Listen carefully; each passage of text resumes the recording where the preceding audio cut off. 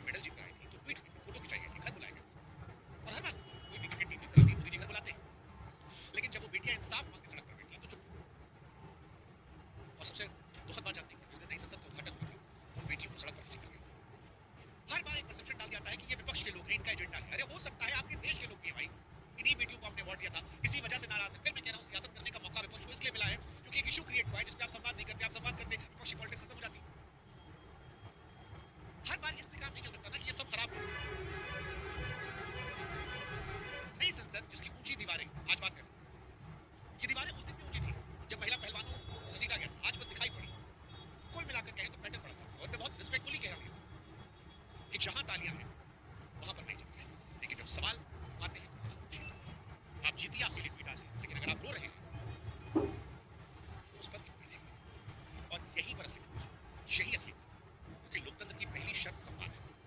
जब सरकार संवाद छोड़ देती है तब लोकतांत्रिक संघर्ष अनिवार्य हो जाता है। आसान भाषा में कहें और इजी समझ में, तो जब सरकारें सुनना बंद कर देती हैं तो सड़क पर शोर आता है। आज जंतर मंतर के बाद सड़क से लेकर संसद तक जो कुछ दिखा वो इसलिए दिखा क्योंकि सरकार ने संवाद करना छोड़ा है। और नरेंद्र मोदी साहब की सरकार को ये समझना पड़ेगा कि लोकतंत्र में सरकारें टीयर गैस से नहीं संवाद चाहती। अगर सरकार ये सोचती है कि जनता ने आपको वोट देकर सत्ता की शीर्ष कुर्सी पर पहुंचा दिया और ये 5 साल का ब्लैंक चेक है तो आपकी सोच गलत है, गलत है सर।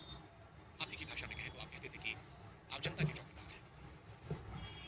चौकीदार से जवाब नहीं देंगे मोदी जी, जनता से वोट लेने में थोड़ी है। ऐसा थोड़ी हो सकता है कि आप वोट लेते वक्त खाली बात कर ले और सवाल पूछो तो वोट कर दे। वोट के बदले जवाब नहीं, यही तो सवाल था ना मोदी जी, यही तो बात थी ना मोदी जी। 22 लाख बच्चे थे, 10 से ज्यादा मौत हो गई है, सड़क से लेकर संसद तक हंगामा है, बच्चा से लेकर पुलिस वाला तक बैठा है। आप क्यों चुप हैं मोदी जी? और आप समझिए मोदी जी कि प्रधानमंत्री की चुप्पी सिर्फ एक आदमी का बोलना नहीं होती है। प्रधानमंत्री की खामोशी एक खाली जगह बनाती है और राजनीति में खाली जगह कभी खाली नहीं रहती। जब आप खामोश होते हैं तो अफवाह फैलती है, अखबार पेपर लीक को लेकर फैलती है, एग्जाम को लेकर फैलती है। जनता सोचती है कि हमें तो कोई सुनने वाला ही नहीं, हर सच भी झूठी लगता है क्योंकि जहां जानकारी नहीं होती, संवाद नहीं होता, वहां अफवाह हुकूमत करती है। और दूसरा मोदी जी बच्चे का भरोसा करता है। बच्चा देश का सोचता है कि इतना बड़ा काम है, जो प्रोटेस्ट करने आया वही बच्चा नहीं सोच रहा। जो बच्चा दूर दराज बैठ के मोबाइल चला रहा है वो भी सोच रहा है कि इतना बड़ा काम है। और आप देश के मुखिया और आपने 2 शब्द बोलने लायक नहीं समझे। आज आप सामने आए तो खाली राहुल गांधी मजाक उड़ा